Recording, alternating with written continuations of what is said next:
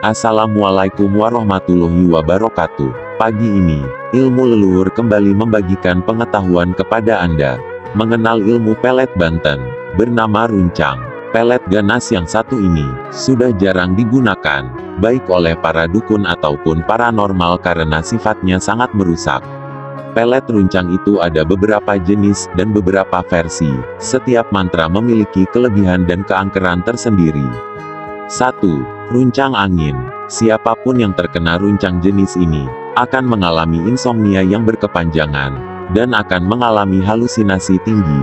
Dia tidak akan bisa tidur, karena setiap saat akan selalu mengingat si pemeletnya. Setiap dia melihat pergerakan angin, dia akan dinampakkan wajah si pemeletnya, sehingga akan membuat dia rindu tiada henti.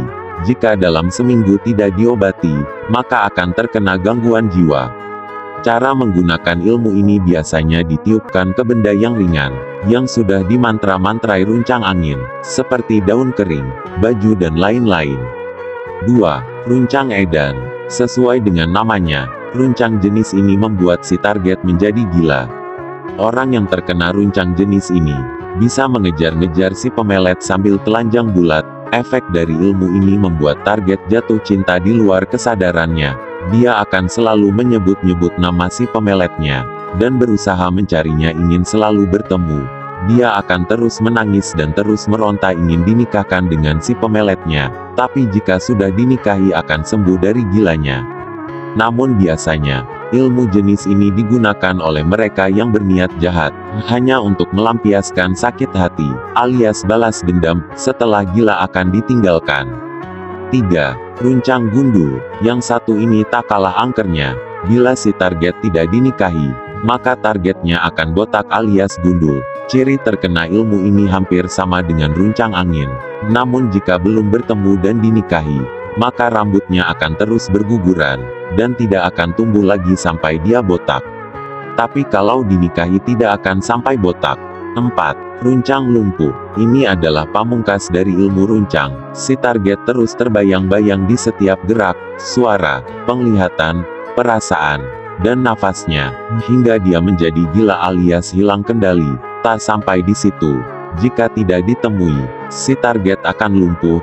Biasanya target akan dipasung, karena target yang terkena runcang ini akan sangat sensitif, tidak akan mau berinteraksi, kecuali dengan si pelaku pengirim ilmunya. 5. Runcang waris. Ilmu ini bukan untuk membuat orang jatuh cinta, melainkan sebaliknya, digunakan untuk menggantung waris. Efeknya si target akan jomblo seumur hidup, sampai mati tidak akan menikah. 6. Runcang sengit. Yang satu ini masih adiknya runcang waris, namun bukan untuk menggantung jodoh, melainkan agar membuat si target yang terkena ilmu ini akan selalu dibenci dalam pergaulan, dimusuhi, diasingkan.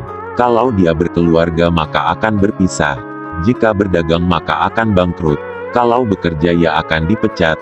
Intinya apes, sebab setiap kali orang melihatnya, maka akan selalu merasa jengkel, benci dan jijik. Seperti dalam mantranya, najis seperti melihat anjing, haram seperti melihat babi, mual seperti melihat dahak, jijik seperti tai, geli seperti melihat ulat, dan kata-kata kutukan lainnya. Saya akan berbagi cara mengobati terkena runcang. Carilah daun hanjuang merah, yang ada serat 3 warna di daunnya. Biasanya tanaman jenis ini banyak di pekuburan. Dan carilah daun bidara segenggam, lalu rendam dengan seember besar air bersih. Bacakan surat Al-Fatihah 7 kali, Anas 7 kali, Falak 7 kali, Al-Ikhlas 7 kali, Ayat Kursi 7 kali.